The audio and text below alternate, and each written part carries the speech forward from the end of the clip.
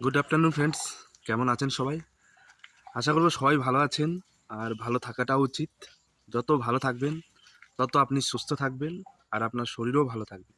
তো একটা ছোট্ট ব্লগ করছি আপনাদের জন্য, মানে আমাদের যে যে ক্যাম্পে আমি থাকি সে ক্যাম্পের আশেপাশের ভিউটা আপনাদের দেখাবো। তো দেখুন এখানের যে পরিবেশটা কত সুন্দর। সামনে যেটা দেখতে পাচ্ছি ওটা হচ্ছে আমাদের মেস, মানে আমাদের রান্নাঘর যেটাকে বলে। খাবার তৈরি হয়, এখানে আমরা বসে খাওয়া দাওয়া করি। আর এই যে মেসের পাশটা দেখুন, এখানে একটা ছোট্ট মানে ফুল গাছ এখানে ছিল।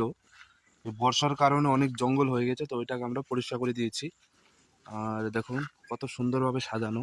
আর এই এই এর ভিতরটায় এইখানে একটা ছোট্ট একটা পার্কের মতো ছিল, ঠিক আছে। দেখুন ইট দিয়ে সম্পূর্ণই করা আছে। তো বর্ষার জন্য সব নষ্ট হয়ে গেছে, যাই হোক। আর যেটা আমি দেখাতে চেয়েছিলাম, এই যে পেয়ারা গাছ, দেখুন কত পাকা পাকা পেয়ারা ধরেছে।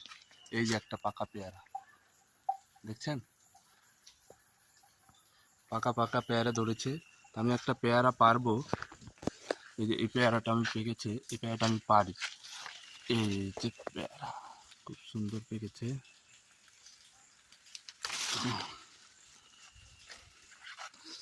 একদম পাকা পেয়ারা। তো এই পাশটা দেখাই একটু। এটা হচ্ছে জাম গাছ। কি হলো, এটা হচ্ছে জাম গাছ। এখানে বাঁশ দিয়ে বসার মতো ব্যবস্থা করা আছে। আর এই যে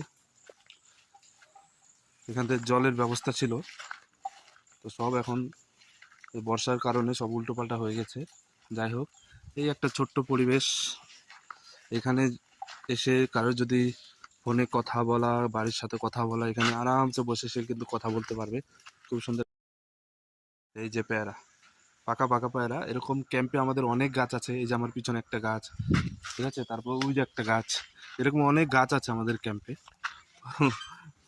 পেয়ারাটা অনেকটাই পেকে গেছে। যাই হোক, পেয়ারাটা খাবো। আর আপনারাও পেয়ারা খাবেন। পেয়ারা খাওয়া অনেক উপকার, তাই না? স্কিন ভালো থাকবে, প্লাস আপনার পেটও পরিষ্কার হবে। তো এই ছিল একটা ছোট্ট ব্লগ। কেমন লাগলো কমেন্ট করে জানাবেন। সবাই ভালো থাকবেন, সুস্থ থাকবেন, শরীরের যত্ন অবশ্যই নেবেন। আজকের মতো এখানে শেষ করছি। Bye bye, tata.